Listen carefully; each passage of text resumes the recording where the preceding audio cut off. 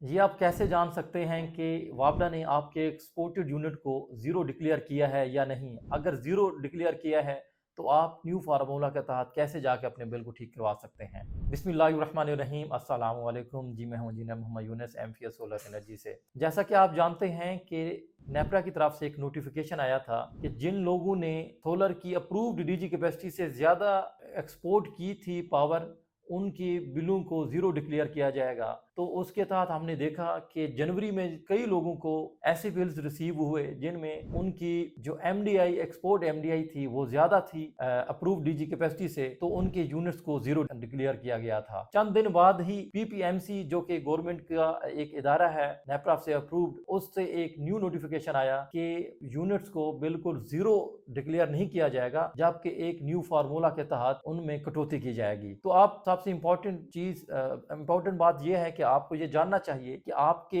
Export शुदा unit को zero declare किया गया है या नहीं, क्योंकि हमने देखा है कई बिल्स ऐसे रिसीव हुए हैं क्योंकि क्लाइंट्स के पहले से काफ़ी ज़्यादा क्रेडिट में पैसे थे, उन्हें पता ही नहीं चला कि उनके दिसंबर और जनवरी के पीरियड में जो प्रोडक्शन हुई है नेस्को ने या जो भी डिस्को तो आपको लगती है उसने काउंट ही नहीं किए। इसकी आपको अंडरस्टैंडिंग होना बहुत ज़रूरी है। अपने बिल्स को आप इस तरीके से देख सकते हैं। सबसे इंपॉर्टेंट चीज़, अगर आप अपने नाम के नीचे देखें तो आपको ये डीजी कैपेसिटी मिलती है। ये मेरे सामने एक बिल है जिसका सैंक्शन लोड 6 है और अगर डीजी कैपेसिटी देखें तो 8.60 है। आगे आप देख सकते हैं एंड पे एक्सपोर्ट एमडीआई 9.40। इट्स मीन कि उनकी डीजी कैपेसिटी 8.60 थी और उन्होंने 9.40 किलोवाट की पावर जो है एक्सपोर्ट की, तो मीटर ने रिकॉर्ड कर लिया। इट्स मीन उन्होंने जो गवर्नमेंट की पॉलिसी थी उसको वायलेट किया है, तो उसकी पेनल्टी इन्हें फेस करनी पड़ी है। अगर आप इसी तरीके से इसी में देखें, नीचे इनकी ये रीडिंग लिखी हुई है जिसमें इंपोर्ट के यूनिट हैं ऑफ पीक के, फिर इंपोर्ट के यूनिट हैं पीक के। यहाँ पे इंपॉर्टेंट जो कि हम एक यूनिट हम जो एक्सपोर्ट करते हैं ऑफ पीक में, एक्सपोर्ट ऑफ पीक यहाँ पे आप देखें तो 825 यूनिट इन्होंने